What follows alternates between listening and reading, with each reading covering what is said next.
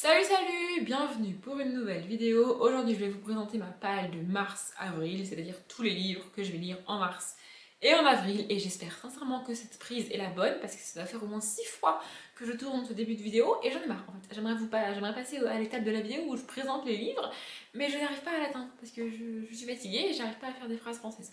Donc on espère que c'est la bonne prise. En fait, je participe à aucun challenge sur mars et sur avril. Le seul challenge que je connaisse et qui se déroule vraiment sur ces 2 mois-là, en tout cas les 2 années précédentes, c'est le challenge organisé par une booktubeuse dont je n'arrive pas à retrouver le nom. J'ai beau chercher depuis tout à l'heure, je ne trouve pas son nom. Donc je vous l'écrirai ici et je vous mettrai le lien de sa chaîne en barre d'infos. Elle organise le Spring Flower Challenge Galéane. Oh putain, j'ai trouvé. C'est Galéane, voilà, peut-être que je vous l'avais écrit, mais moi je viens de le trouver. Donc c'est Galéane qui organise ça. Sauf que les deux précédentes années, les thèmes qu'elle proposait et les sortes de livres, enfin le genre de livres qu'il fallait mettre dans les catégories, ça ne me correspondait pas. C'est pas ce que j'avais envie de lire, c'est pas ce que j'avais dans ma palle, c'est pas ce que je lis d'habitude. Donc plutôt que de participer à un challenge et de tricher pour une dizaine de catégories, je me suis dit que c'était pas la peine en fait d'y participer. Ça ne sert à rien, je vais tricher pour 90% du challenge, autant ne pas le faire. Donc je ne le fais pas. Sauf que entre le mois de février où je fais le petit mois, enfin où j'ai fait le petit mois petite lecture et le mois de mai où je ferai le mois de la fantaisie que Piketty Bookin le réorganise cette année ou pas, moi je lirai de la fantaisie au mois de mai, bah, je me retrouve avec mars-avril en mode qu'est-ce que je lis en fait, voilà. Et vous allez me dire, bah, c'est pas grave Audrey, pendant 2 mois tu fais pas de challenge, tu lis ce que tu veux comme tu veux. Oui mais non en fait, parce que j'avais déjà expliqué ça il y a quelques temps je crois. Je déteste me retrouver face à ma palle qui doit aujourd'hui porter une centaine de livres. Je déteste être dans la situation où je suis face à ces 100 livres et je dois en choisir un seul pour le lire là maintenant tout de suite. C'est un truc que je ne sais pas faire, ça me fatigue, je n'aime pas cette situation-là, ça m'épuise. Par contre, me poser face à ma palle pendant, je sais pas, 15-20 minutes, une demi-heure, et sortir une quinzaine, une vingtaine de livres que je vais lire dans les semaines qui viennent, ça, j'adore. Faut pas chercher, j'adore faire ça. Donc je me suis dit, bah, c'est ce que je vais faire pour mars-avril. Je vais me poser dans la palle là maintenant tout de suite et je vais sortir tous les livres qui me font envie et que je veux lire en mars et en avril. Sauf que à faire ça, il y a des livres qui restent dans ma palle et que je lis pas parce que je les ai achetés mais j'ai pas forcément envie de les lire. Oui, bon, faut pas chercher, on cherche pas la logique de cette phrase. C'est pas que j'ai pas forcément envie de les lire, c'est qu'il y a toujours d'autres livres que j'achète et que j'ai plus envie de lire que ceux qui sont là depuis 2, 3, 4, 6 semaines. Tu vois. Et c'est dommage. Donc, je me suis dit, je vais faire comme pour tous les challenges, comme j'ai fait pour le pumpkin, comme j'ai fait pour le cold winter, et même comme j'ai fait pour la balle de février. C'est-à-dire que, dans une première étape, parfois avant même que Gimose ou Laure de l'Enluminé cette année aient sorti leur vidéo présentation des challenges, j'ai déjà prévu une palle, une petite pile de livres, des livres qui me font très très envie et que je vais, quoi qu'il arrive, lire pendant le challenge et que donc que je vais caser dans les catégories. Voilà. Typiquement, c'est par exemple, il y avait un tome de Percy Jackson, un tome de Percy Thompson. Ceux-ci, je les avais déjà sortis parce que je voulais absolument les lire et donc je me suis débrouillée pour les caser dans les catégories des challenges, tu vois. Donc là, c'est ce que j'ai fait. Étape 1, je sors tous les livres que j'avais envie de lire, donc des suites de saga, ou des 1 parfois, ou des one-shots qui me font très très envie. Donc voilà, étape 1, je sors tout ça, ça me fait à peu près une dizaine de livres, 10-12 livres à peu près. Et ensuite, je me dis, bah 12 livres, c'est pas suffisant pour tous les livres, enfin toutes les lectures que je vais faire en mars et en avril, je vais lire plus que ça.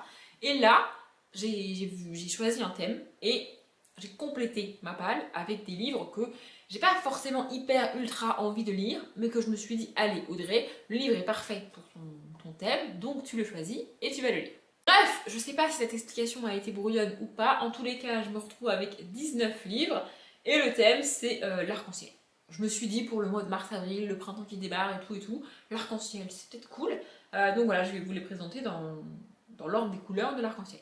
Voilà. En même temps, vous allez me dire l'arc-en-ciel c'est un peu ma vie, parce que mes bibliothèques sont rangées comme ça. Donc voilà. Bref, je vous montre les livres. Je commence donc par le rouge, et donc j'ai 2 livres avec une couverture rouge. J'en parlais tout à l'heure justement. Percy Jackson, le tome 4, La bataille du labyrinthe de Rick Riordan. Je veux absolument avancer dans cette saga, j'adore cette saga. Et ça fait longtemps que j'en ai pas lu parce que de mémoire, j'avais pas mis de tome dans mon Cold Winter. Donc bah, du coup, j'en ai pas lu depuis un moment. Et le deuxième livre rouge, c'est Reborn, le tome 2, Toxique, de Rachel Van Dicken. Voilà, j'ai lu le tome 1 il y a un moment maintenant et je l'ai mise dans mes sagas à terminer en 2021. Donc il faut absolument que j'avance. Il y a une tâche, je sais pas. Bref, voilà, on est sur une romance. Je sais pas ici, dans ce tome 2, si on va avoir la suite de l'histoire du tome 1 ou si ça va être un tome compagnon avec un d'autres personnages qu'on a rencontrés dans le tome 1. Dans les deux cas, ça me va et j'ai juste envie de lire. Et voilà, c'est tout. Pour les livres orange, c'est plus des livres qui tirent soit vers le rouge, soit vers le jaune. Mais bon, je les ai quand même mis en orange parce que j'avais pas vraiment de livres orange. Et j'en ai au final 3. Donc j'ai mis L'Empire des loups de Jean-Christophe Granger parce que c'est un thriller, c'est un auteur de thriller que j'aime beaucoup. Le dernier livre que j'ai essayé de lire de lui, ça ne l'a pas fait du tout avec moi.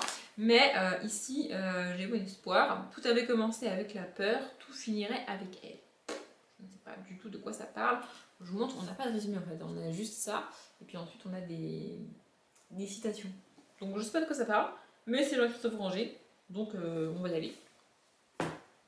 Ensuite, j'ai mis le tome 5 de Mercy Thompson, j'en parlais tout à l'heure aussi, évidemment, c'est une saga dans laquelle je veux avancer. Elle n'est pas du tout dans mes sagas terminées en 2021 parce que clairement, j'avais lu 3 tomes en 2020 et qu'il doit me rester une quinzaine à lire, donc c'est impossible que je lise tous les tomes en 2021. Il n'empêche que je veux avancer dedans et j'adore cette couverture avec le tatouage du personnage, je la trouve trop belle. Voilà, c'est de la Beat. Ce tome-là en particulier est un petit peu défoncé, mais bon, c'est pas très grave. Voilà, j'adore cette saga, donc je veux avancer. Et le troisième que j'ai mis, c'est Wildman saison 1 de Jack Ronover, parce que ça fait 1000 ans que j'ai pas lu de Jack Ronover et que ça me manque. J'ai terminé, comment ça s'appelle, Clash, sa saga en milieu d'année 2001, je crois, et depuis, je n'ai pas lu de Jack Ronover. Donc j'ai envie de lire du Jack Ronover. Par contre, je trouve cette couverture absolument kitschissime. Alors c'est kitsch à mort, je sais pas pourquoi ils ont fait ça, mais c'est très très moche. Enfin, je trouve ça très très moche, cette espèce de... En fait, on dirait une couverture des années 80. En mode, ils ont fait un montage comme ils ont pu avec les moyens du bord. Sauf que c'est pas une couverture des années 80, enfin, je veux dire, c'est une couverture récente, quoi. On aurait pu faire un montage mieux, en fait. Mais bon, bref, c'est pas très très grave. On va être dans une romance, a priori, western, chevaux, cow-boy, tout ça. On verra bien. Mais c'est du Jack Ronover, donc j'ai pas trop peur. Ensuite, j'ai rajouté une couleur qui n'existe pas dans l'arc-en-ciel, mais je voulais absolument avancer dans cette saga, et le tome que je dois lire est de cette couleur-là. Donc j'ai rajouté le marron, entre l'orange et le jaune, marron bizarre, enfin bref, c'était comme ça. L'épouvanteur, le pacte de Slither, donc le tome 11 de Joseph Delaney. Voilà, j'en suis au tome 11, il faut que je lise ce tome-là. Il est de cette couleur-là, et bah il rentre quand même dans mon challenge. Et comme c'est moi-même qui décide de mon truc, en fait, bah je fais ce que je veux. Hein, voilà, c'est... que je ne triche même pas puisque c'est mon challenge. Donc j'estime que tu as le droit de rajouter une couleur dans l'arc-en-ciel. Une couleur qui n'existe pas, mais c'est pas grave. Bref, voilà, j'aime beaucoup cette saga. Et là, les 2 derniers tomes que j'ai lus étaient vraiment, vraiment cool. En fait, j'avais un petit souci avec le personnage principal. C'est dommage dans une saga. Parce qu'il me tapait un peu sur le système. Il se comporte un petit peu comme un gamin pourri gâté. Alors que c'est le 7e fils d'un 7e fils, je crois. Donc c'est pas du tout un fils unique et tout, mais bon, c'est quand même, ça reste quand même le petit dernier, tu vois. Il a ce petit comportement de petit dernier chouchou et tout. Et en plus, sa mère a eu autant d'enfants pour l'avoir lui, parce qu'elle voulait un 7e fils, c'était très important pour elle. Donc voilà, il est un peu mis sur un piédestal depuis qu'il est né, et ça se sent dans les premiers tomes de la saga, et ça me tapait sur le système. Mais là, dans les deux derniers tomes, il commence à devenir adulte. Il doit avoir 14 ans dans les deux derniers tomes, et donc tu vois que avec tout ce qu'il a vécu et tout ce qu'il a appris, il commence à devenir adulte, il commence à mûrir, et donc il a moins ce comportement d'enfant pourri gâté, et moi ça me va mieux. Donc j'ai beaucoup d'espoir dans ce tome 11, et ben, je vais lire en fait, voilà c'est tout.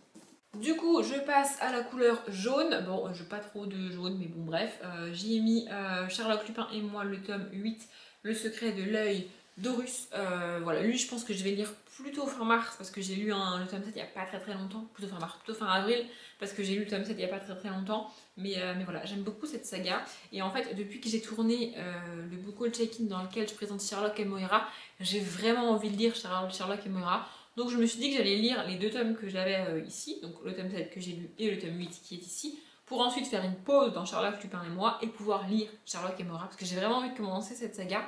Je peux pas lire les 2 en même temps, c'est pas possible, j'ai besoin de séparer les 2. Donc voilà, du coup je me suis dit que j'allais lire comme ça, ensuite je pourrais lire Sherlock et Moira. Peut-être que ça n'a aucun sens ce que je dis. C'est pas du tout la bonne saison pour le lire, parce que c'est marqué Londres, Noël 1871, mais je peux pas attendre Noël pour le lire en fait, enfin, c'est pas possible.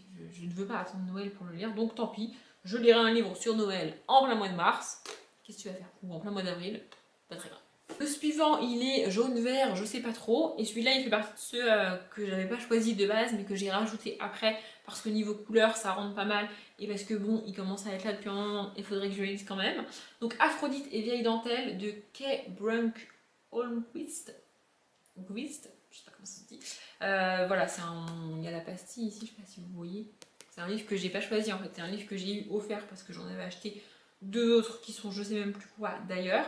Et on va suivre deux personnes âgées, donc de 79 et 72 ans, dans leur petite vie. Voilà, je vais être honnête avec vous, il y a de très fortes chances pour que ça ne me plaise pas, pour que ça ne me divertisse pas, pour que ça m'ennuie. Mais je vais quand même essayer de le lire parce qu'il est là et parce que je vais quand même essayer quoi. Voilà. Toujours pour le vert, j'y ai mis une seconde chance de Mary Higgins Clark parce que en fait celui-là je l'ai rajouté très sincèrement parce que j'avais pas assez de. Enfin j'avais pas mis. J'ai mis beaucoup plus de livres de saga que de one shot et ça me dérangeait au niveau de l'équilibre de ma balle. Et parce qu'il est vert et que j'avais pas beaucoup de livres verts. Voilà. Et aussi parce qu'il en a pas donc c'est que j'ai quand même envie de le lire, tu vois. On est sur un thriller, je sais pas si c'est catégorisé comme thriller, je sais pas. Mais on est sur un Mary Higgins Clark, donc policier thriller, je sais pas trop, on verra. Et celui-ci, j'ai aucune idée de quoi il parle, donc je vais vous lire la première phrase. Nicolas Spencer, directeur d'un centre de recherche médicale, disparaît dans un mystérieux accident d'avion. Et après, on parle de vaccins. Oh, de vaccins, c'est mignon. Non, mais voilà. Par contre, il est énorme quand même, hein. Il fait combien, 400 pages? Oui, c'est ça, 400 pages. On verra. Et celui-ci, alors celui-ci n'est pas complètement vert, mais il était hors de question que je ne le mette pas dans cette palle, je veux absolument le lire.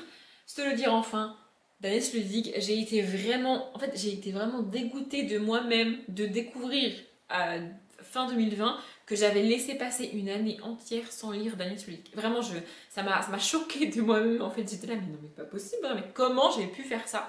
Vraiment, je sais pas comment l'expliquer, j'étais mais outrée de moi-même, vraiment. Et donc j'ai acheté celui-ci fin 2020, et enfin j'ai pas eu le temps de le lire fin 2020, mais je l'ai acheté direct parce que je me suis dit, pas possible, il faut que je le lise. Et donc là je vais le lire, vraiment, il faut absolument que je le lise. Si j'avais pu le lire en février, je l'aurais lu en février, mais comme il fait 420 pages, c'était pas possible.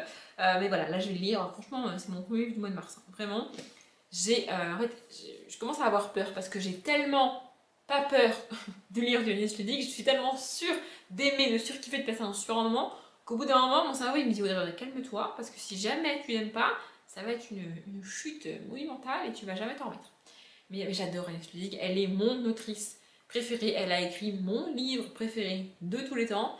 Si elle me déçoit, je vais rester en PLS sur mon canapé pendant 6 semaines. Mais genre vraiment. Et pour lui, je suis désolée, mais je vous lis même pas la première phrase, je ne veux pas savoir de quoi ça parle. Ensuite, pareil, j'ai rajouté le bleu-vert, couleur entre le vert et le bleu, comme son nom l'indique, qui n'existe pas dans l'arc-en-ciel. Mais je fais ce que je veux, en fait. Donc, j'ai mis le Pacte d'Emma, donc le tome 1 de Neil Gaiman. Je l'ai acheté en fin d'année, je crois. Et voilà, je suis Neil, même si elle fait plus trop de vidéos, je la suis sur YouTube. Je la suis que sur YouTube parce que je suis personne sur aucun autre réseau social que YouTube. Donc, je peux pas aller sur ailleurs, en fait. Et j'aime bien Neil, vraiment. Je sais pas de quoi ça parle, mais franchement, il y a plein de monde qui a aimé et tout, et ça a l'air cool. Vraiment, ça a l'air très cool. Je sais pas, mais j'ai envie d'essayer. Je l'ai acheté, je l'ai trouvé d'occasion totalement par hasard. Je me suis dit que c'était un signe, donc je l'ai acheté, et ben maintenant je vais lire. Voilà. Je passe au bleu, et là j'ai 4 livres, parce que c'est la débandade. En fait, je le vois quand je range mes livres dans ma bibliothèque, vu que je les mets par couleur. Je sais que les livres bleus, c'est les livres que j'ai le plus dans la bibliothèque, enfin le livre avec un dos bleu. Là, je vous présente des livres avec une couverture bleue, ils sont pas tous un dos bleu. Mais voilà, je sais pas pourquoi, les éditeurs adorent le bleu apparemment, hein. Ou alors moi, j'adore les livres bleus, je ne sais pas. En tout cas, j'ai beaucoup de livres bleus dans ma bibliothèque. Donc, il y en a 4. Le premier, c'est Si près de vous de Mary Jane Clark. Donc pareil, on est sur un policier thriller, un peu comme Mary Higgins Clark. Je ne sais pas quels sont leurs liens. Peut-être que Mary Jane est la fille de Mary Higgins. J'en sais rien. Ça se trouve, elles n'ont aucun lien. Je ne sais pas. Mais bon. En même temps, leurs noms seront tellement similaires qu'on pourrait les confondre. Un rythme implacable, une tension qui va crescendo. Ça a l'air cool. Vraiment, ça a l'air cool. Je veux pas savoir de quoi ça parle parce que en général, si je sais de quoi ça parle avant, soit je me dis oh flemme, j'ai pas envie de le lire. Soit je m'attends à un truc de ouf et au final je suis déçue, comme pour Code 93 de Olivier Norek par exemple. Ça avait l'air vraiment génial et au final ça l'a pas du tout fait avec moi. Donc je ne veux plus lire les résumés des thrillers. Voilà. Ensuite j'ai mis Il était une fois saison 3, Ellie de Emma Chase, pareil que Percy Jackson et tout là, elle est dans mes sagas à terminer, c'est le dernier tome, donc comme ça je me dis que ce sera fait. C'est bien au mois de mars d'avoir déjà terminé une des sagas de 2021, moi je trouve ça cool. Donc voilà, ici on est dans une société dans laquelle il y a une reine et voilà, on suit les princes et donc ici on suit Ellie, je crois que c'est la cousine de Nicolas et Henri, les personnages principaux des tomes 1 et 2. Je sais pas trop, je sais pas trop. Mais voilà, j'aime bien cette saga. C'est pas la saga du siècle, c'est pas génialissime, mais ça me détend, je passe un bon moment, c'est cool.